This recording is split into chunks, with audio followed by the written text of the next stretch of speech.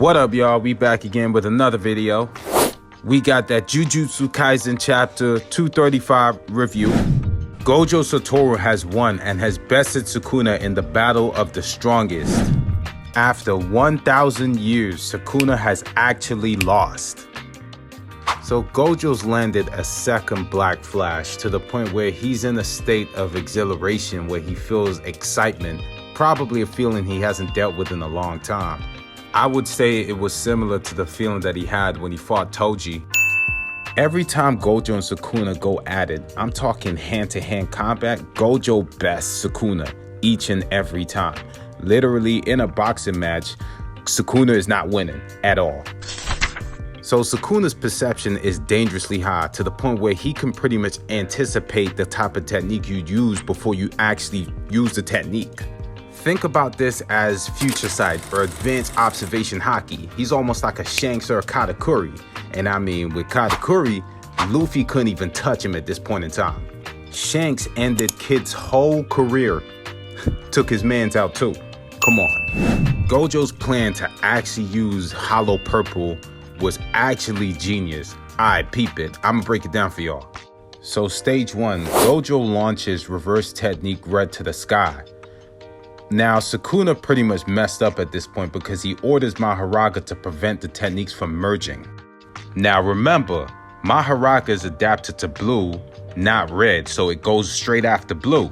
Stage 2, Gojo changes the conditions of blue to the point where he's not affected by blue's magnetic pull.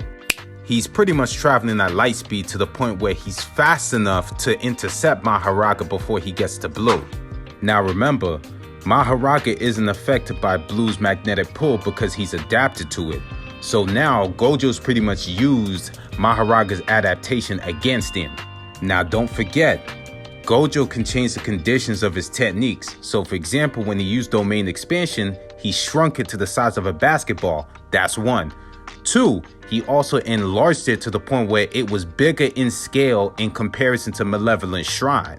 Stage 3, Sukuna's still under the impression that Gojo's output is still low, so he uses it as an opportunity to fire a death beam at blue. But Gojo's used multiple Black Flashes, and at this point in time, he's pretty much in that intense focus, that state of mind called the zone. Interestingly enough, using Black Flash actually restores your curse output, so Sukuna using that death beam basically did nothing. We can speculate that Sukuna's never used a Black Flash before. Therefore, the benefits of actually using a Black Flash is pretty much unknown to him at this point. Pretty much like healing curse technique Burnout, he never knew how to do it until he met Gojo. Stage 4, the reverse technique Red that Gojo launched into the sky actually fuses with the blue to make Hollow Purple. Game over. Fun fact, every step that was made in this multi-stage plan was actually legit. Now, the craziest part of this whole multi-stage plan was that Gojo literally just made this up. Funny enough, when he said that he was using his unlimited hollow technique to settle the battle, you would have actually thought that it was a technique that he's used before. He actually just made this up. This just really shows how smart Gojo is. Think about it, right? 1, he shrunk his domain to the size of a basketball. 2, he enlarged it to the point where it was bigger than Malevolent Shrine. 3, he's constantly changed the conditions for most of his techniques to the point where he's now used them in a completely different way. 4, he changed his Hollow Purple technique to a technique that initially needed a target, but now it's a nuclear bomb. Maharaga caught that fade, and I'm not gonna lie, Sukuna looks like he just came back from the Bronx. Man, if you know, you know. Now, to kind of wrap up, right, I'm not gonna lie, I'm feeling some type of way. Everything is going a little too well at this point, to the point where I'm starting to think that something bad is definitely gonna happen. I'm not gonna lie, I feel like Kenjaku's low-key lurking.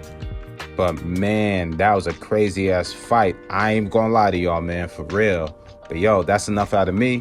I'ma holler at y'all later in the next video. Like, comment, subscribe, and I'll see y'all next time, man. Peace.